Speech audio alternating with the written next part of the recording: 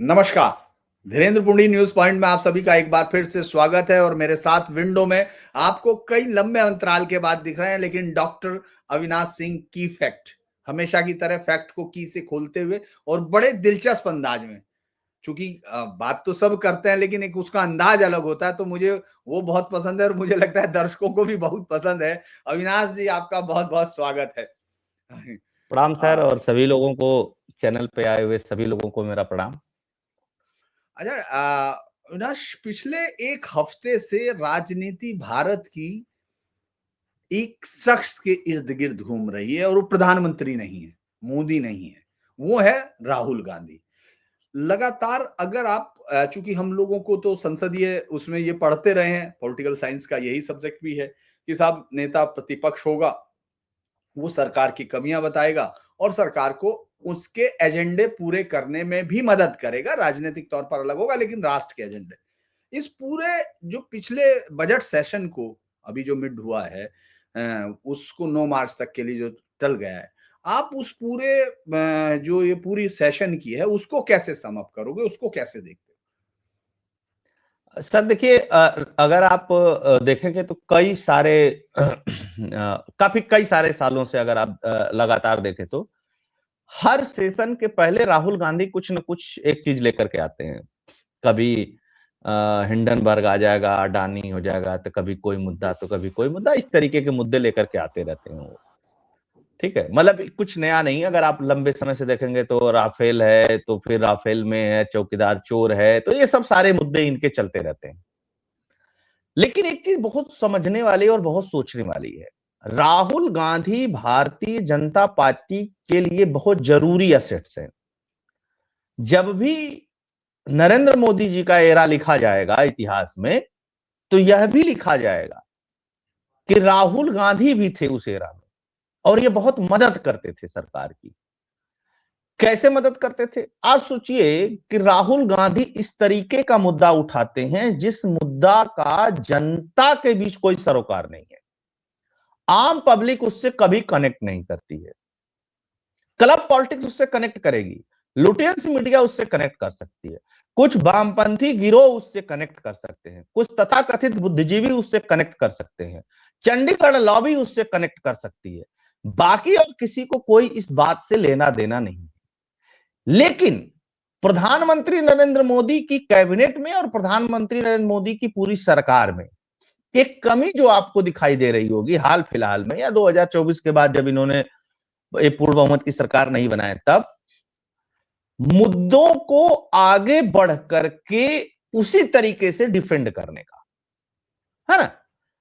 अच्छा, एक चीज और बताएं आपको कि ये इसलिए और ज्यादा भारी लग रहा है कि जो यूजीसी का मुद्दा चला, उसके बाद इनके लिए सोशल मीडिया पे या अन्य जगहों पे जो मुखर तरीके से लोग बोलने वाले थे वो कम हो गए, इसलिए और ज्यादा लग रहा है मार्केट में। अदरवाइज इसका काउंटर वो बड़े आसानी से कर देते थे। तो इनका जो आईटी सेल था उसको लगता था कि हम बहुत बड़े वाले बाहुबली हैं, हम ही सब कर देते हैं। ये इस डिफरेंस को आप समझिएगा। दूसरी महत्वपूर्ण बात यह है कि राहुल गांधी कह क्या रहे हैं। राहुल गांधी जो कुछ कह रहे हैं वो सीधे सीधे अपराध की श्रेणी में आता है, ठीक। और भाजपा जो है वो लेट जागती है। जैसे एफआईआर इस पे डे 1 होना चाहिए था। जब रक्षा मंत्री सदन में कह रहे हैं कि किताब पब्लिश नहीं हुई, तो किताब पब्लिश नहीं हुई तो मतलब अब रक्षा मंत्री से बड़ा कौन हो गया डिफेंस में? किताब नहीं पब्लिश हुई तो नहीं पब्लिश हुई, तो उसी समय एफआईआर होनी चाहिए थी। आप नैरेटिव देखिए, वो नरवणे की किताब से शुरू करते हैं, ठीक। नरवणे की किताब में कुछ भी गलत नहीं है। अगर उसको आप देखेंगे, समझने की कोशिश करेंगे, उसको इंटरप्रेट करने की कोशिश करेंगे, तो नरवणे की किताब में कुछ भी गलत नहीं है। राहुल गांधी, अब जैसे मान लीजिए आपने देखा होगा कि डिस्ट्रिक्ट कोर्ट है, किसी को सजा दे देता है तो हाई कोर्ट उसी पे उसको छोड़ देता है, या सुप्रीम हाई कोर्ट सजा देता है तो सुप्रीम कोर्ट। तो इंटरप्रेट आप कैसे करते हैं चीजों को, समझते कैसे हैं किसी लिखी हुई लाइन को, ये बहुत महत्वपूर्ण होता है। तो मुझे नहीं लगता कि उसमें कुछ गलत है। अगर उन्होंने कह दिया कि ठीक है, आप अपने हिसाब से सिचुएशन के हिसाब से फैसला लीजिए, इसका मतलब होता है आपने किसी को फ्री हैंड दिया। आपने कहा कि अविनाश अब आप अपने हिसाब से बोलिए, इसका क्या मतलब हुआ कि धीरेन्द्र पुंडीर न्यूज पॉइंट फैसला लेना नहीं ले सकता है? अरे नहीं भाई, वो फैसला ले सकता है, वही राष्ट्र प्रमुख है, वही इस चैनल का मालिक है। अविनाश मालिक नहीं, अविनाश को तो बोला कि तुम बेटा बोलो, तुमको जो बोलना है, बस दैट्स इट। मतलब फ्री हैंड दे दिया आपने, कोई सेपरेशन नहीं रखा, कोई दबाव नहीं रखा कि तुमको ऐसे करना है, सिंपल सी चीज थी। तो एक तो उसमें कुछ था नहीं, तो चर्चा इसलिए नहीं हो रही कि किताब में कुछ था या नहीं था, चर्चा इसलिए नहीं हो रही है कि वो अवैध है। आज आप एक व्यक्ति को परमिट करेंगे उस पर चर्चा करने के लिए, तो कल के लिए और भी 5 लोगों को परमिट करना पड़ेगा।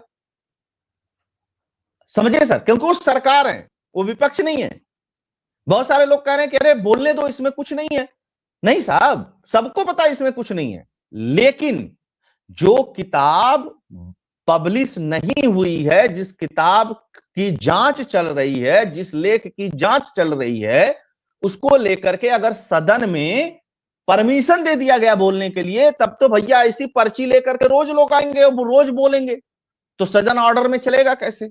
एक चीज, बाहर एक एफआईआर होती है, दिल्ली पुलिस जैसे ही एक एफआईआर दर्ज करती है, पेंगुइन इंडिया जो है वो तुरंत हरकत में आता, ट्वीट करता, नहीं हमारे यहां से नहीं हुआ, नरवणे साहब उसको लेकर के ट्वीट करते हैं। आपको एक चीज नहीं लगता है कि ये पूरी की पूरी जो गुत्थी है वो जनरल नरवणे, पेंगुइन प्रकाशन, राहुल गांधी और कुछ तथाकथित चंडीगढ़ लॉबी के इर्द गिर्द घूमती हुई नजर आ रही है? क्योंकि इस किताब पे सबसे पहला क्लियरिफिकेशन आना चाहिए था पेंगुइन प्रकाशन का, डे 1। एफआईआर तक का क्यों इंतजार किया? दूसरा आना चाहिए था नरवणे का कि भैया इस लाइन को लेकर के अगर विवाद है तो तुम आकर के क्लियरिफिकेशन दे दो। लेकिन नरवणे अगर क्लियरिफिकेशन दे देंगे तो नरवणे जेल चले जाएंगे सर, क्योंकि नरवणे एक्सेप्ट कर लेंगे कि यही है किताब में। आप ध्यान रखिएगा इसको। और नरवणे की जितनी फैसिलिटी है वो चली जाएगी, क्योंकि नरवणे एक्सेप्ट करेंगे कि मैंने जो कुछ लिखा है वही ये है। अभी तक नरवणे क्यों बच रहे हैं? इसलिए बच रहे हैं कि नरवणे ने इस बात को एक्सेप्ट नहीं किया कि जो मैंने लिखा है वही ये चीज बाहर लीक होकर के आई है। आप समझिए ना, उनके ऊपर सेक्रेसी एक्ट लग जाएगा। तो नरवणे एक्सेप्ट नहीं कर सकते, कुछ बोल ही नहीं सकते, ना पक्ष में ना विपक्ष में, कि ये मैंने लिखा है और यही है इस किताब में। क्योंकि जैसे बोलेंगे तो उनकी जितनी सुविधाएं वो सब कट हो जाएंगी। और ये पहली बार नहीं है जिसमें कट हुई है सुविधाएं, जब लोगों ने इस तरीके की कोशिश की है। तो अब नरवणे बोल नहीं सकते। नरवणे क्या कह रहे हैं? हाँ, पेंगुइन प्रकाशन जो कह रहा है भैया ना, यही स्थिति है, किताब अभी पब्लिश नहीं हुई। जबकि ये किताब पेंगुइन प्रकाशन ने लीक की है या तो नरवणे साहब ने लीक की है, इसमें कोई दो राय नहीं है। और अब खबर आ रही है कि ये किताब बाहर कहीं प्रिंट हुई है, वहां बिकी है, वहां छपी है, इसका डिजिटल कॉपी बिकी है, सारी चीजें। एफआईआर होते ही राहुल गांधी नाम लेना बंद कर दिए। क्यों नाम लेना बंद कर दिए? तो ये एक नैरेटिव। अब दूसरी चीज क्या है? राहुल गांधी ये प्रिस्टीन फाइल है तो फलाना। मैं आपको बता दूं, ये प्रिस्टीन फाइल में मोदी से ज्यादा राहुल गांधी का नाम है, प्रिस्टीन फाइल में मोदी से ज्यादा सोनिया गांधी का नाम है, प्रिस्टीन फाइल में भाजपाइयों से ज्यादा कांग्रेसियों का नाम है। लेकिन नाम किस चीज के लिए है? जैसे आपने मुझे मैसेज किया कि अविनाश, राहुल गांधी पे और उसके इर्द गिर्द की पॉलिटिक्स पे कुछ चर्चा करनी है। हमारा या आपका ट्वीट कल के किसी जांच के स्क्रीनशॉट में आ गया है? और हम लोग अपराधी हैं, दोनों लोग, मान लीजिए है? और ये फाइल रिलीज हो गई, तो ये कहा जाएगा कि धीरेन्द्र पुंडीर फाइल में या अविनाश सिंह के फाइल में राहुल गांधी का नाम है। गजब हाल है भाई, नहीं समझ रहे हैं सर? हाँ। मोदी का नाम या राहुल गांधी का नाम इसी तरीके से है ना कि भाई मोदी बड़ा कड़क आदमी है और इस तरीके की चीजें हैं, वो इजराइल से ऐसे है, उसका संबंध उससे वैसे है, ऐसे, सबको पता है। इसी तरह राहुल गांधी का नाम है कि राहुल गांधी इनमेच्योर व्यक्ति है, उससे बात करना बेकार है, वो कुछ नहीं कर सकता, इसी तरीके का तो नाम है ना। जबकि वो अपराध दूसरे टाइप का है, प्रिस्टिक का है। हाँ। तो ये देखने वाली बात है कि नाम है भैया, लेकिन किस चीज के लिए नाम है? क्या मोदी से कोई कम्युनिकेशन है? मोदी ने कोई बातचीत की है उनके साथ? कहीं कोई इस तरीके की दिक्कत है नहीं है। इसी तरीके से वो एक सरदार जी हैं जो पहले ब्यूरोक्रेट्स हुआ करते थे, तो ठीक है ब्यूरोक्रेट से तो बहुत सारे लोग आकर के मिलते हैं। अब तो भारत में बहुत सारे लोगों को इस बात के लिए फांसी पे चढ़ा देना चाहिए कि माइक्रोसॉफ्ट का जो मालिक है बिल गेट्स, उसके साथ लोगों के रिश्ते हैं। और बिहार में तो कई सारे मजदूरों को, लेबरों को, रिक्शे वाले को भी चढ़ा देना चाहिए फांसी पे, क्योंकि जब भारत आया था तो एक बार वो बिहार में जाकर के ठेले पे घूम रहा था, तो जिसका ठेला था उसको भी पकड़ के ले आओ कि तुम एक अपराधी को अपने ठेला पे घुमा रहे थे। अरे कोई तर्क होता है ये? आप याद करिएगा सर, बिल गेट्स फाउंडेशन के एक कार्यक्रम में बिल गेट्स बिहार जाता है और ठेले पे घूमता है। बिल गेट्स के साथ भारत में किस व्यक्ति की फोटो नहीं होगी जो बड़ा आदमी है? सबके साथ है। सबकी। मुख्यमंत्री लाइन लगा के खड़े थे अक्षय पात्र को पहले बंद कर दो जो 3,500 लोगों को खाना खिलाता है, कि वो एक रेपिस्ट टाइप के व्यक्ति से पैसा लेकर के अक्षय पात्र चला रहा था। बतौलेबाजी में और काम में बहुत अंतर होता है ना सर।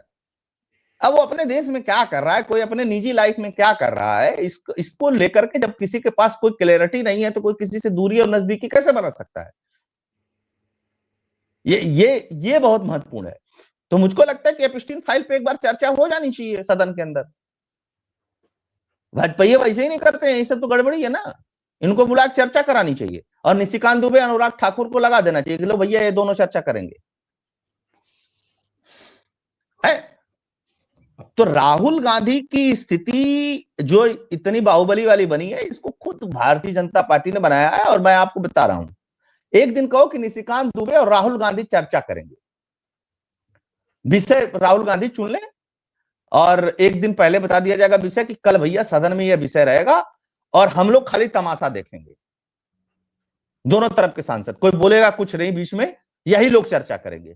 फिर आप मजा देखिए, राहुल गांधी का सारा ज्ञान जो है वो समझ में आ जाएगा। भाई आप एक किताब लेकर के आया, अगला बैग भर के किताब लेकर के आया, कहा आओ चर्चा करें। और उसने तो साफ साफ तुमको कहा सदन के अंदर, कहा कि नहीं, नेहरू अय्याज था, ये था, वो था, सब कहा। अब उसने सब्सटेंसिव मोशन दिया हुआ है कि भैया आओ चर्चा करो, तुम्हारे जार सोरस से संबंध है, तुम्हारे सब लोगों से संबंध है, उस सब पे चर्चा होनी चाहिए। तुम क्या करने थाईलैंड जाते हो, वियतनाम जाते हो, दुनिया भर के देशों में घूमते हो, क्या करते हो, तुम लीडर ऑफ अपोजिशन हो, उसकी क्लियरिटी तो अब आओ करो चर्चा। तो ये सब हो जाना चाहिए। मुझको लगता है कि भाजपा ये जानबूझ करके कभी कभी बचा के रखते हैं कि राहुल गांधी पे थोड़ी थोड़े दिनों पर चर्चा होती रहनी चाहिए, क्योंकि ये उनके स्टार प्रचारक हैं। बकलोली ऐसे नहीं करते तो इनकी स्थिति ज्यादा ठीक रहती, कम से कम राज्यों में तो ठीक ही हो जाती, केंद्र में नहीं भी ठीक है तो राज्य में कौन सा मोदी खड़े हैं, लेकिन राज्य दर राज्य भी एक चुनाव हारते हैं। तो ये है टोटल पॉलिटिक्स। और अगर मान लीजिए सब्सटेंसिव मोशन पे चर्चा हो गई, वोटिंग हो गई, तो बाहर हो जाएंगे, इसमें कोई दो राय नहीं। फिर मुझे वो दौर याद आता है, मैंने तो पढ़ा ही है, देखा नहीं है, आपको बहुत अच्छे से याद होगा, 1978 वाला। 7 दिन 8 दिन के लिए इंदिरा गांधी जेल चली गई थी। खैर वो प्रिविलेज मोशन था, सदन में आया था, है तो ये प्रिविलेज मोशन से ज्यादा खतरनाक होता है सब्सटेंसिव मोशन।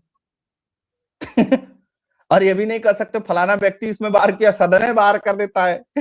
कोई जांच वांच नहीं होती है, सीधे इसमें कोई जांच, कोई कमेटी नहीं, सीधे सदन में चर्चा, सदन में वोटिंग, और सदन कहेगा घुसोगे नहीं तुम, है ना। दूसरी चीज कि राहुल गांधी बहुत सारे मुद्दे उठा सकते थे। राहुल गांधी के पास बहुत सारे मुद्दे हैं, इस देश को छूने वाले बहुत सारे मुद्दे हैं। जब कोई सरकार लंबी चल जाती है तो मुद्दे भी बन जाते हैं उसके खिलाफ, उसको आप उठाते तो आपका वोट बेस भी बनता, आपकी लोग सराहना कर। देखिए विपक्ष जब मुद्दा उठाए ना सर, तो हमेशा ध्यान रखिएगा, उसको ऐसे मुद्दे उठाने चाहिए जो पक्ष विपक्ष दोनों तरफ के वोटरों को प्रभावित करे।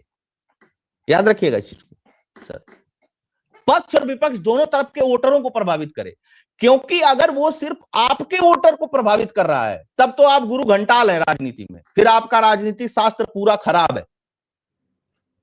भैया जो आपका है वो तो आपको वोट दे रहा है, आपको सत्ता में आना है तो सत्ता पक्ष का वोट आपको अपने तरफ लेकर के आना है ना। तो सत्ता पक्ष का जो समर्थक है उसके वोट में सेंध लगाना है, तो उसका मुद्दा कौन उठाएगा? Donald Trump. खुद सोचिए सर आप बेसिक तौर पे इसको, कि भाई आप हिस्सा किसके वोट में से लेंगे? प्रधानमंत्री नरेंद्र मोदी के वोट में से आपको हिस्सा बटाना है, तो आप ऐसा मुद्दा छू ही नहीं रहे हैं जो उस दूसरे गैंग का भी हो कि भाई हाँ इधर वाला भी वोट कहे हाँ यार राहुल गांधी ठीक बात कह रहा है यार, ये मुद्दा मोदी जी नहीं उठाते हैं, हम राहुल गांधी की तरफ हैं। तो तुम तो उधर से कुछ तोड़ ही नहीं पा रहे हो, तुम अपने लोगों का सेटिस्फेक्शन करते करते वहीं तक सीमित रह जाओगे। तो ये एक बेसिक राहुल गांधी की पॉलिटिक्स में एक बेसिक समस्या है और जो हमेशा बनी। दूसरी बात है कि राहुल गांधी कोई भी बात इत्मीनान से नहीं रखते हैं, तरीके से नहीं रखते हैं, दूसरे को सुनते नहीं। तो सदन है वो, आपकी पॉलिटिकल पार्टी नहीं है आपके घर की कि आप अपने नेता की नहीं सुनेंगे, किसी चाय में बिस्कुट और कुत्ता एक ही में खाएगा नेता, वो वाला कहानी नहीं होगी ना सदन में। सदन में तो कहानी वो होगी कि आपको, आप सुना रहे हो तो आप सुनो भी। जैसे अनुराग ठाकुर ने कहा कि हम तो जब खड़े होते हैं बोलने के लिए तो भाग ही जाते हैं। मतलब आप अनुराग ठाकुर सुन ही जाते, क्या कर लेते अनुराग ठाकुर? काट लेते आपको, क्या कर देते? दौड़ा लेते आपको, क्या करते? कुछ नहीं करते। सुनिए बैठ करके, तो कम से कम लगता है कि नेता प्रतिपक्ष कहता है तो सुनता भी है, तो आपकी वैल्यू बढ़ती। लेकिन नहीं, वो नेहरू गांधी परिवार के हैं, चश्मो चिराग हैं, उनको लगता है कि हम ये देश बंधक हैं उन लोगों का, तो सुनेंगे क्यों? ये सब चीजें हैं राहुल गांधी के बारे में। सर मैं तो सुनता हूँ राहुल गांधी को तो मुझे समझ में नहीं आता भाई तुम कहना क्या चाहते हो। अब वो लगे जुतुस्सु बताने, ऐसे ग्रिप होगा फलाना होगा, अब उतना वीडियो काट के चल रहा है, लोग कह रहे हैं बड़ा अश्लील आदमी यार, ग्रिप का कह रहा है, अपनी तरफ खींचने कह रहा है। तुमको ये सभी उदाहरण देने की क्या जरूरत थी? तुम सीधे सीधे 4-5 पॉइंट पे बोलते, 4-5 पॉइंट पे बोल करके तुम पूछते, सरकार से सवाल पूछते उससे, हाँ चलो भैया चर्चा हो जाए, बजट पे चर्चा हो जाए। इन्होंने बोला क्या एजुकेशन में बजट कम है कि ज्यादा है? बोला क्या? नहीं। इन्होंने डिफेंस बजट के ऊपर बोला क्या? इन्होंने एग्रीकल्चर बजट के ऊपर बोला क्या? इन्होंने इंफ्रास्ट्रक्चर बजट के ऊपर बोला क्या है? इन्होंने सब्सिडी के ऊपर बोला क्या? इन्होंने यूरिया के ऊपर, डाई के ऊपर, डीएपी के ऊपर बोला क्या? इन्होंने किसी बीज के ऊपर बोला क्या? इन्होंने पूछा क्या कितनी फर्टिलाइजर कंपनियां इंडिया में बैठी हुई हैं? इन्होंने पूछा क्या कि सब्सिडी कितना बांट रहे हो? नहीं पूछा। इन्होंने पूछा क्या कि गन्ने का मूल्य क्या है? इन्होंने पूछा ना कि राज्य सरकारों को गन्ने का मूल्य निर्धारण करने के लिए क्या हो रहा है? इन्होंने पूछा क्या कि एथेनॉल की बहुत सारी कंपनियां बिहार में बंद हो रही हैं, उसके लिए सरकार क्या पॉलिसी रही है? पूछा क्या? नहीं पूछा। या इनका किसी कोई नेता पूछा क्या? नहीं पूछा। इनके मन में तो इतना विद्रोह बना हुआ है कि बस इनको किसी ने समझा दिया कि मोदी की इमेज खराब कर दोगे तो तुम नेता बन जाओगे। नहीं कर सकते राहुल गांधी मोदी की इमेज खराब। बिल्कुल सही, आपने ये पूरा जो है उसको देखा पूरा संसद का। लेकिन हम एक बात, ये बात तो आप ही की बात से निकलती है कि जो संसद में राहुल गांधी सवाल उठाते हैं, वो किसी भी राज्य में उनके लोग उस सवाल को उठा के जैसे प्लस करते हैं, क्योंकि यही राजनीति होती है। आपका नेता संसद में उठाएगा, आप उसको सड़कों पे लेके उतरेंगे और वो फिर राजनीति आगे बढ़ेगी। चाहे हम लोगों ने 2G में देखा, स्कैम में देखा, जब बीजेपी वापस सत्ता में आई तो इसी स्ट्रेटजी पे आई।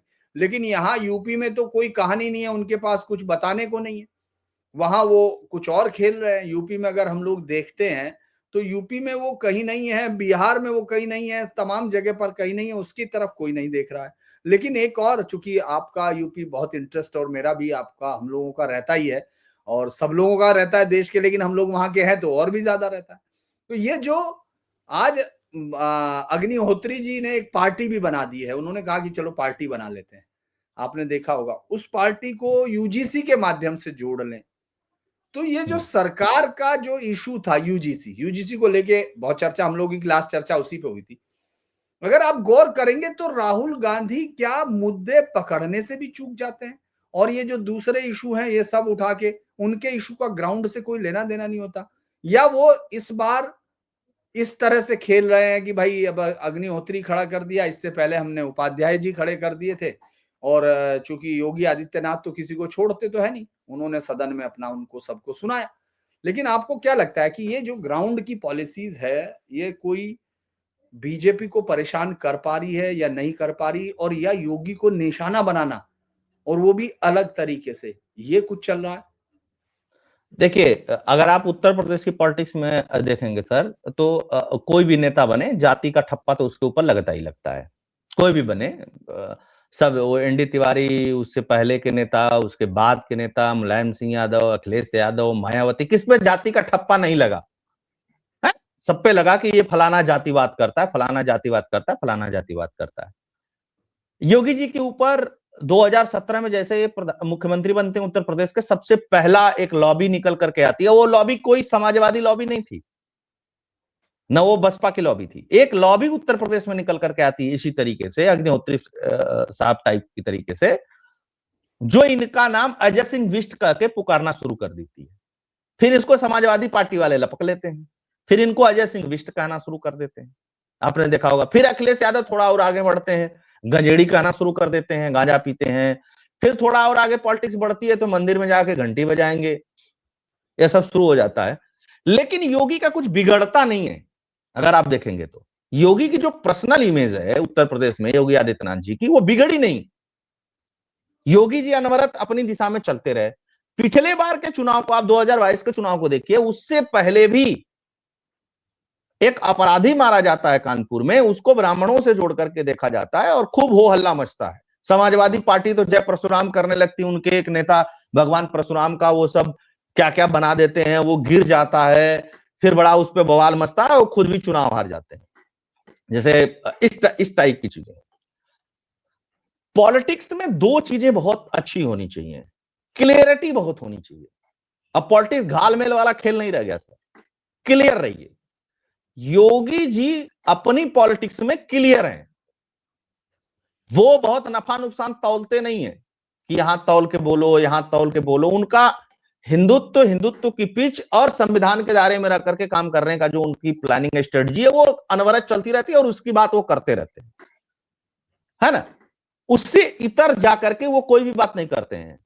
वो हिंदुत्व पे मुखर रहेंगे, हिंदुत्व की बात करेंगे। वो बिहार जाएंगे तब भी बात करेंगे, वो महाराष्ट्र जाएंगे तब भी बात करेंगे, उत्तर प्रदेश जाएंगे तब भी बात करेंगे, और साथ के साथ वो जो कार्रवाई करते हैं वो कानून के दायरे में करते हैं। अदरवाइज इतने लोग उनके पीछे पड़े हुए हैं कि हाई कोर्ट से सुप्रीम कोर्ट तक आप देख ही रहे हैं, तमाशा कुछ भी आता है तो होता ही है। ग्राउंड की रियलिटी में भारतीय जनता पार्टी को यूजीसी निश्चित तौर पे परेशान कर रहा है, इसमें कोई शक नहीं है, होना चाहिए किसी को। यूजीसी इसलिए परेशान कर रहा है कि आपका जो कोर्ट जितना बड़ा मुद्दा नहीं है, यूजीसी उतना बड़ा मुद्दा नहीं है, उससे अधिक पीड़ित हैं। जो लोग यूजीसी से पीड़ित होने की बात कर रहे हैं, ऑलरेडी 25 कानून से वो पीड़ित हैं, है ना। सवर्ण वर्ग में या अनारक्षित वर्ग में आज के डेट में जो सबसे बड़ी पीड़ा है, वो पीड़ा है दहेज वाली। इस पे कोई बातचीत नहीं कर रहा है। आप लाइन से उठा करके देख लीजिए, दहेज उत्पीड़न की पीड़ा बहुत जबरदस्त है इसमें। क्योंकि अगर आप सामाजिक संरचना की बात करेंगे तो आपने देखा होगा कि सामाजिक संरचना में जिनको कथित छोटा तबका कहा जाता है, वहां पे शादी कर लेना और तलाक हो जाना या एक तरीके से छुटकारा हो जाना बहुत सामान्य प्रैक्टिस है, हो जाता है। 4-5 लोग पंचायत में बैठेंगे, ठीक है भैया इसको इसके साथ नहीं रहना, इसको इसके साथ नहीं रहना, तो भैया तुम जेवर ओवर जो लिए हो दिए हो वो अदला बदली आपस में समान उमान कर लो और तुम अपने घर तुम अपनी शादी कर दो। कोई कोर्ट वोट नहीं जाता, ना लिखा पढ़ी होती है, ना कोई एलमिनी की बात होती है। सामान्य वर्ग में यह नहीं होता सर, यहां बहुत खींचातान चलती है, तो हम उससे पीड़ित हैं, ठीक है। अब SC ST जो कानून है उससे सबसे ज्यादा पीड़ित पिछड़े हैं, ठीक है। तो ये ग्राउंड की बात है। उसमें आप जो यूजीसी ले आए और बिना क्लियरिटी के लेकर के आए, वो बड़ा मुद्दा नहीं था। जिस तरीके से सरकार ने नरवणे की किताब पे FIR कराने में या भाजपा ने FIR कराने में 8-10 दिन ले लिया और वो मुद्दा बड़ा बन गया, उसी तरीके से इन लोगों ने यूजीसी का ले लिया। ये यूजीसी पे इतना ही कहते कि इस नोटिफिकेशन में गड़बड़ी हो गई, क्योंकि जो नोटिफिकेशन था उसमें बहुत सारी चीजें गलत सही लिखी हुई थी। कहीं कुछ जब मैंने आपके चैनल पे किया था यूजीसी, मैंने बोला ना सर कि कोर्ट में टिकेगा नहीं। हाँ बिल्कुल, पहले ही बता दिया था। क्योंकि आप एक जगह तो ये लाइन लिख रहे हो, दूसरी जगह दूसरी चीजें लिख दे रहे हो, तीसरी, ऐसे नहीं होता। एक फॉर्मेट होता है कानून का। आप नंबर 1 से लेकर के लास्ट तक आप जब किसी चीज को शामिल करते हो तो सब जगह उस चीज को शामिल करते हुए जाते हो। अब कंडीशनल नहीं होता कि 3 जगह नाम रहेगा, चौथे जगह नहीं रहेगा। खैर, तो ये मुद्दा थोड़ा बड़ा बन गया, इसको लोगों ने स्वाभिमान से जोड़ लिया और बोला कि देखिए हमने मोदी जी को वोट दिया, सब कुछ दिया, उनके साथ बिना उसके खड़े रहे। तो आप ये बताइए, सिंपल सी चीज, सामान्य वर्ग के 99% लोगों को कोई घर नहीं मिलता है, कोई 5 किलो राशन की श्रेणी में नहीं आते हैं, लगभग 90% लोग, सरकार की किसी योजना का कोई लाभ नहीं मिलता है। आपको बनाया इसीलिए था कि कम से कम अत्याचार नहीं होगा। यह सामान्य वर्ग की बात है, मेरी पीड़ा नहीं है। ये सामान्य वर्ग की पीड़ा कि हमको भाई सरकार से क्या मिलता है। सरकार की जितनी योजनाएं चल रही हैं, हम किसी योजना में आते ही नहीं है, और आते नहीं है, और आप इस तरीके की चीजें हमको लाएंगे तो हम आपके साथ खड़े हैं, तो फिर किस विश्वास के साथ खड़े रहे। तो ये थोड़ा सा चल रहा है समाज में, और ये मुझको लगता है कि इसको प्रधानमंत्री नरेंद्र मोदी के अलावा कोई काउंटर नहीं कर सकता। और मैं तो देख रहा हूं कि एक थे प्रमोद महाजन साहब जी, ठीक है, वो साइनिंग इंडिया करते करते अटल जी को खा गए, और एक हैं ये धर्मेंद्र प्रधान साहब, है ना। दोनों लोगों की आप पॉलिटिक्स को थोड़ा कंपेयर करके देख लीजिएगा। ये बिना मतलब की बातें थी और बिना मतलब की चीज थी जिसकी कोई डिमांड नहीं थी, और इसको ला करके इन लोगों ने, देखिए सरकार को ये सब भी चीजें देखनी होती है। सरकार में थोड़ा ही होता कि आप हैं मंत्री और स्कॉट से गए और माइक पकड़े और भाषण दिए और पॉलिसी बनाया और सिग्नेचर किए और चले गए। नहीं, आपको पढ़ना चाहिए चीजों, आपको समझना चाहिए चीजों को कि भैया इसका फर्क क्या पड़ेगा लोगों के ऊपर, है ना। तो धर्मेंद्र प्रधान जैसे लोगों को ग्राउंड रियलिटी थोड़ी ना पता है। आप चुनाव कराइए भाई साहब, वही उसी काम के लिए है, बाकी आपको कुछ नहीं पता है, 0 बटा सन्नाटा है। आप भी वही है, पिताजी नेता थे, आप भी नेता हैं, बस यही आपका, आपकी उपयोगिता है, योग्यता है। हाँ, चुनाव आप बढ़िया करा लेते हैं, आप मैनेजमेंट आपका बहुत बढ़िया है, आप वो काम करिए। आप मंत्री बने हुए हैं, आपकी कोई उपयोगिता ही नहीं है, आप कुछ कर ही नहीं पा रहे हैं ऐसा जिससे लगे। एचआरडी में कभी पेपर लीक हो जाएगा तो कभी कुछ हो जाएगा। अब धर्मेंद्र प्रधान के आने के बाद एजुकेशन व्यवस्था में कितनी बड़ी बड़ी मिस्टेक्स हुई हैं, आप देख लीजिए, उसको उठा करके, जिससे सरकार को असहज होना पड़ा है। एक तो मुद्दा हो ये तो मैं बताऊं सर, यूजीसी तो अलग चीज है, नीट में कितना छीछा लेदर कराया इन्होंने, नीट में कितना छीछा लेदर कराया। अब लोग कह रहे हैं कि बिना नकल के परीक्षा नहीं हो सकती। अरे क्या बात करते हैं आप, डॉक्टर अविनाश को अपॉइंट करिए, हैसियत नहीं है किसी की नकल कर ले, और किसी हैकर और ट्रैकर की औकात नहीं है कि वो पेपर लीक कर दे। तो डॉक्टर अविनाश को अपॉइंट कर लेंगे, तब तक उधर आ जाएगा, अरे नहीं लेटरल एंट्री नहीं होनी चाहिए, लेटरल एंट्री नहीं होनी चाहिए देश के अंदर, तब तक उधर मोर्चा खुल जाएगा, अगर ये तो गड़बड़ हो गया, तो गड़बड़ हो गया। तो भैया आप जो एंट्री किए हैं, आपको लगता है कि आपके ब्यूरोक्रेट्स बहुत समझदार हैं और वो बढ़िया कंपनी चूज कर लेंगे, तो कभी नहीं कर सकते हैं, और कोई रोक नहीं सकता इस चीज को। अब मैं क्यों इस बात को कह रहा हूं, क्योंकि मुझे जानकारी है सर इस बात की। आप टेक्नोलॉजी के बाद दिन भर करते हैं, आप डिजिटल इंडिया के बाद दिन भर करते हैं, आप एक ब्लॉकचेन बेस्ड एग्जाम नहीं करा सकते हैं इस देश के अंदर। किसकी माँ ने दूध पिलाया है कि बिटकॉइन को हैक कर लेगा, तो दुनिया भर में बिक रही है ना। क्या टेक्नोलॉजी है उसकी, ब्लॉकचेन। अब ब्लॉकचेन बेस्ड टेक्नोलॉजी कर दीजिए, काम खत्म हो गया, किसी को पता ही नहीं चल रहा है कहां से आ रहा है, कहां जा रहा है, कैसी चीजें हैं, कैसी बातें हैं। अब ब्लॉकचेन पे बेस कर दीजिए सर, और किसी सेंटर पे रख दीजिए, आपको सीसीटीवी लगाने की भी जरूरत नहीं है। तो सिंपल सी चीज है। उस पे तो कोई काम करता हुआ दिख नहीं रहा है, उस पे तो खैर कोई काम नहीं हो रहा। लेकिन क्या यूपी में ये नुकसान पहुंचा पाएंगे, मैं ये पूछ रहा हूं। जैसे अभी निश्चित तौर पे अभी मुक्तेश्वर आनंद है, अग्निहोत्री हैं, अभी नसीमुद्दीन भी इकट्ठा हो रहा, तो विपक्ष ज्यादा दिख रहा है कि 27 की तैयारी में। नसीमुद्दीन की कोई समस्या नहीं है। अग्निहोत्री ने जो पार्टी बनाई है कोई लेना देना नहीं है उसका, वैसे पार्टियां बहुत बनती रहती हैं सर, ठीक है। पार्टी बना देना, रजिस्ट्रेशन करा देना, 3,000 से अधिक पार्टियां देश में, बहुत ज्यादा है। और वोट में कन्वर्ट कर देना, ये दोनों बड़ी अलग अलग चीजें है ना। दूसरी महत्वपूर्ण बात यह है कि नुकसान जो पहुंचाने की बात है, वो निश्चित तौर पे नुकसान हो रहा है। पहुंचाने की कोई बात नहीं है सर, नुकसान हो ही रहा है। और नुकसान हो क्यों रहा है, क्योंकि अगर आपके कार्यकर्ता मुखर नहीं रहेंगे तब भी नुकसान हो जाएगा।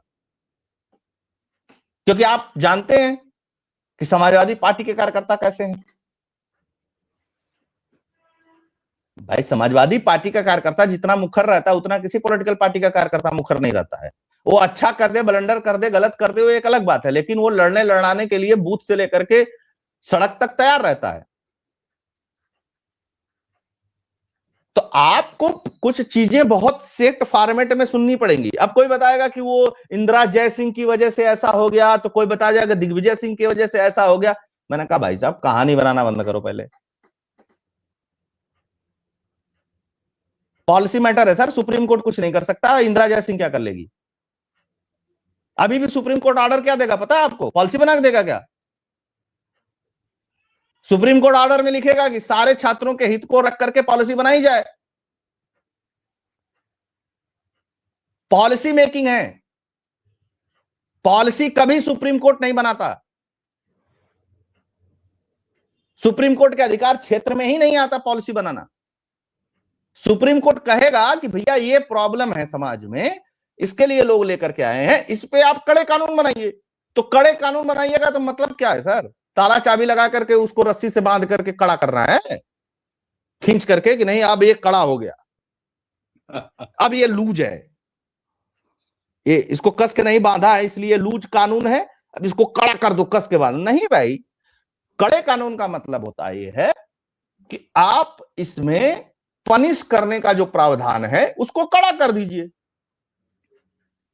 बस, और सारे छात्रों के हित में हो।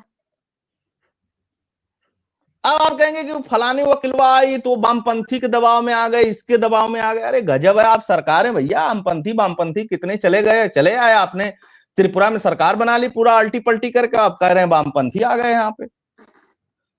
और केरल में सरकार बनाने की बात कर, उससे ज्यादा मजबूत है क्या? पूरा वामपंथी पलट करके बंगाल में आपको वोट देने लगे, जो वामपंथियों को पहले वोट देते थे। वामपंथी पूरे देश से आप खत्म कर दिए, आप हिडमा मार दे रहे हो। आप जंगल में घुस करके इतने बड़े बड़े नक्सली माओवादी मार दिए, ये कुछ कर ही नहीं पा रहे हैं लुटियंस के वामपंथी। पॉलिसी बना देंगे वामपंथी, अरे उसी बनाइए आप जो बनने वाला हो। हम लोग नहीं बनते हैं, हम लोग बहुत क्लियर रहते हैं इस विषय में, है ना, कहने के लिए ठीक है। तो फिर आया दिग्विजय सिंह, कमेटी में थे।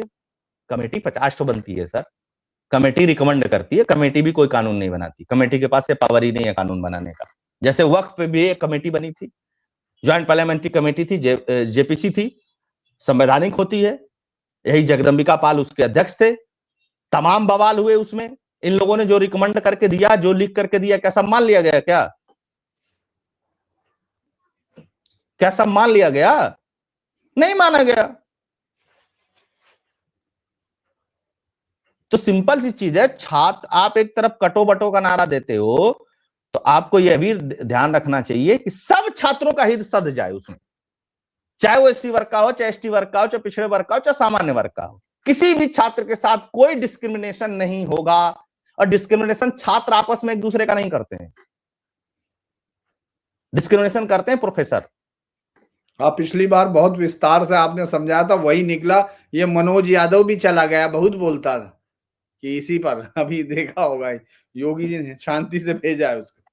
हाँ, तो उसी तरीके से काम होता है सर। अब वो मनोज यादव है, वो बैठ करके जूते के नोक पे रख दूंगा, तो फलाना कर दूंगा, तो ढिकाना कर दूंगा, तो ये कर दूंगा, तो वह कर दूंगा। अरे यार भाई साहब, क्या मतलब, आप इस स्तर से बोलेंगे? अच्छा, ये लोग बदतमीज लोग हैं सर। वो बेसिकली बाराबंकी का है और ये आया लखनऊ। इसने एक लड़की से शादी कर ली थी, लव मैरिज कर ली थी। ये लखनऊ आया, लकड़ी वकड़ी का काम करने लगा ये मनोज यादव। ठीक है, तो भाषा वही है, चीजें वही है, परवरिश वही है, तो उसी हिसाब से बोलता है। धर लिए गए, अब सबको घर आओगे तो धर ही लिए जाओगे। अब पीडीए किधर है? पीडीए, डीडीए और एलडीए सबका काम हो गया। बताओ उसको कि मैं पीडीए वाला हूं, मेरे पे केस क्यों कर दिया तुमने, है ना भाई? तो पीडीए का हिस्सा है ना। अब यूजीसी में भी बताओ सब लोग कि मनोज यादव तो पिछड़ा है, तो एससी एसटी कैसे लग गया, जबकि यूजीसी है। तो समझाना चाहिए ना लोगों को, जो लोग समझा रहे हैं। हम तो दिन भर पोस्ट पढ़ते सोशल मीडिया पे, तो हंसते हंसते पागल हो जाते हैं। हम कहे भाई साहब एक बात आप समझ लो, एससी एसटी अपनी जगह है, वो लगेगा। और वही एक अच्छा कानून है जिसके वजह से तुम लोग अच्छे से प्रताड़ित होगे।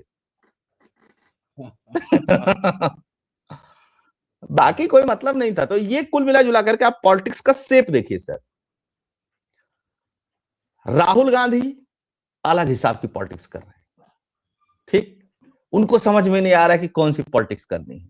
उनको कोई एनजीओ वाला ला करके लिख के देता है, फिर कहा हाँ हाँ ये मुद्दा है।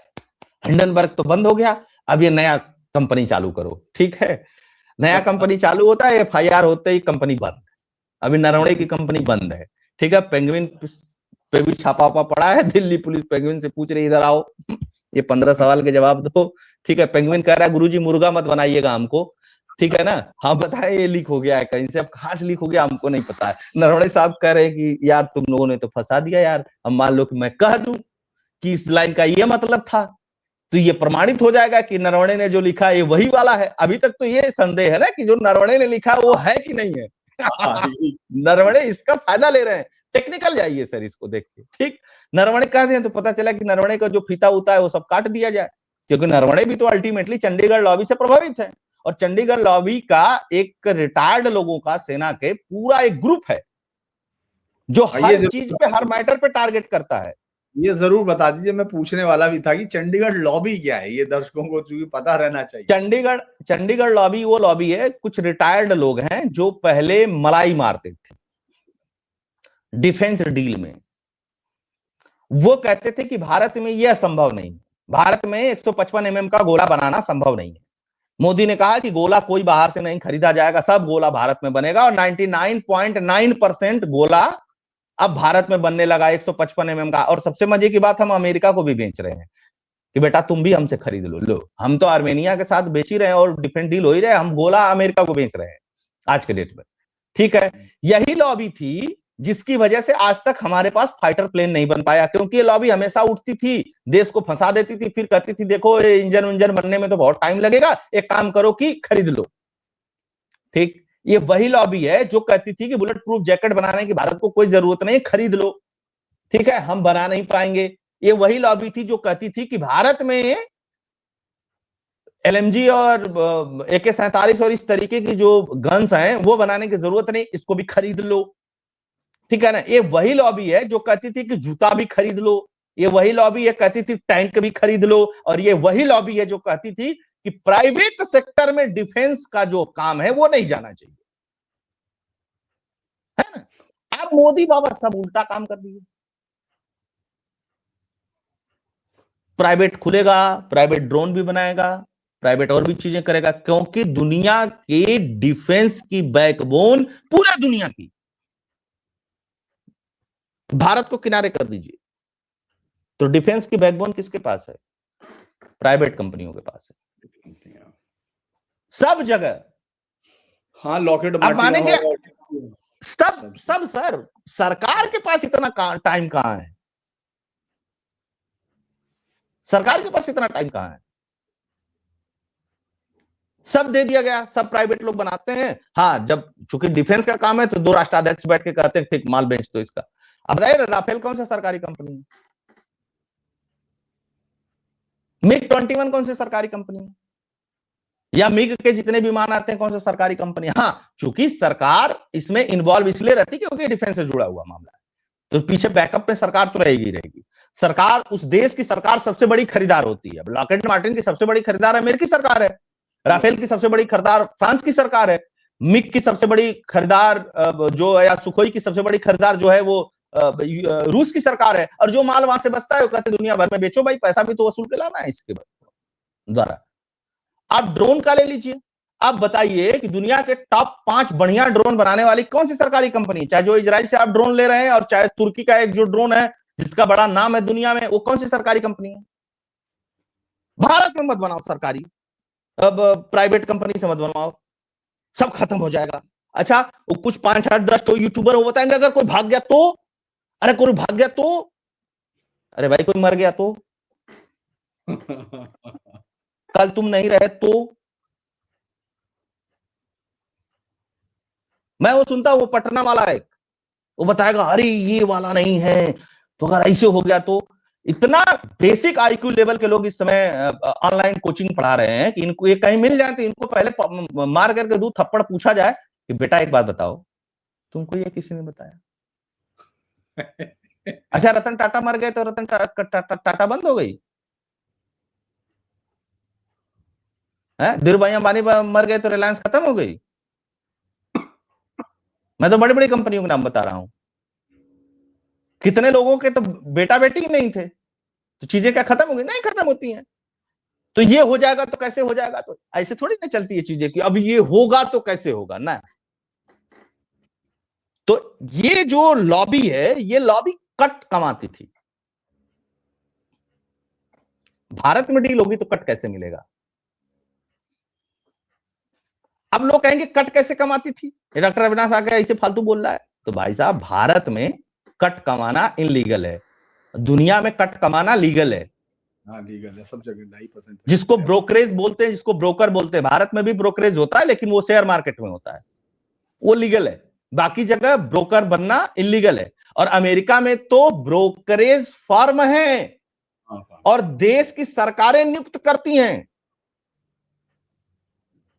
भारत की सरकार ने भी अमेरिका में ब्रोकरेज फर्म नियुक्त किया हुआ है, पाकिस्तान की सरकार ने भी अमेरिका में ब्रोकरेज फर्म नियुक्त किया हुआ कि वो डोनाल्ड ट्रंप से पॉलिसी मेकिंग पे अपने देश के लिए कैसे बात करेंगी।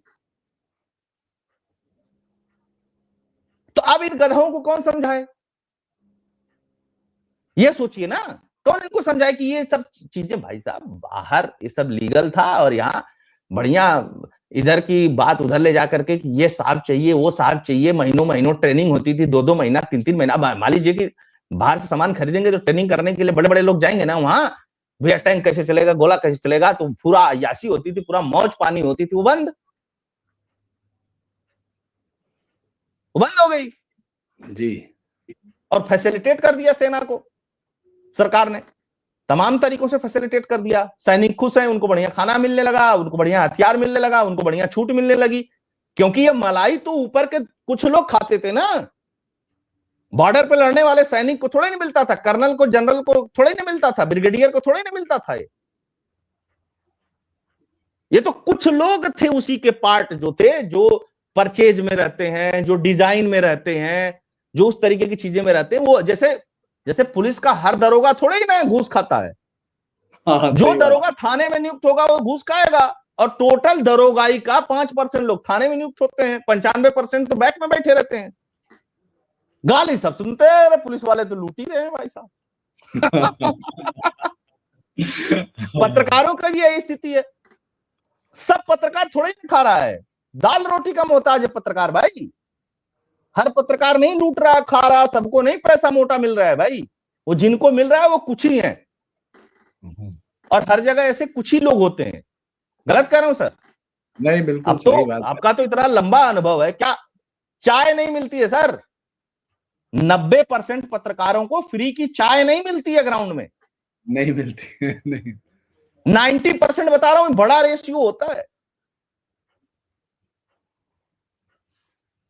और 10% मुश्किल से ऐसे पत्रकार होंगे जो ऑफिस में बैठते हो, या कोई संस्थान चलाते हो, या कोई बड़ा इस तरीके की चीजें हो, या उनकी सरकार में सेटिंग हो, या वो सरकारी रिपोर्टिंग करते हो, उनको भले कुछ मिल जाए। बीच में अभी कोई बता रहा था, एक बड़ी पत्रकार थी, कि किसी पार्टी के नेता ने उनको ढोकला वोकला खाने के लिए बुला लिया था। हमने कहा बहुत बढ़िया है, तो पत्रकारिता एथिक्स के खिलाफ है ढोकला खाना। एक लोगों ने कहा कि हमने कहा देखो भाई, मैं पत्रकार तो हूं, मैं तो टेक्नोक्रेट आदमी हूं, लेकिन इतना तो खैर मुझको पता है कम से कम। कहा नहीं वो फिर मैंने पूछ लिया था तो वो खा सकते थे। हम कहा नहीं कोई बात नहीं, जब लिफाफे में खा सकते हो तो सामने ढोकला खाना कौन सी बड़ी बात है, उसको तो खाया ही जा सकता है ना? तो ये एक मेजर प्रॉब्लम है सर, आप इसको देखिए। ये है चंडीगढ़ लॉबी, और ये बहुत प्रॉब्लम है, और ट्विटर पे आप खोजेंगे तो मिल जाएंगे सब। चलिए, मुझे लगता है कि बहुत बेहतर तरीके से बहुत सारी बातें, और इतनी दिलचस्पी की रोकने का भी मन नहीं, लेकिन हमारी बातचीत घंटे से 45 तक चली गई। लेकिन ठीक है, मैं आप जुड़े डॉक्टर अविनाश जी, आपका बहुत बहुत स्वागत है और बहुत बहुत धन्यवाद। और मैं करता हूँ दर्शकों को आपसे बातचीत होते रहेगी। तो हम सब लोग जो भी चैनल देखते हैं उनसे एक अनुरोध है, लाइक करें, सब्सक्राइब करें, शेयर करें, और जो लोग अभी तक की फैक्ट्स तक नहीं पहुंचे हैं वो अपने कुछ सवालों की लेके जाएं, वहां फैक्ट से जवाब मिलेगा। तो आपको बहुत बहुत धन्यवाद। हम लोग मिलते हैं फिर। आप धन्यवाद।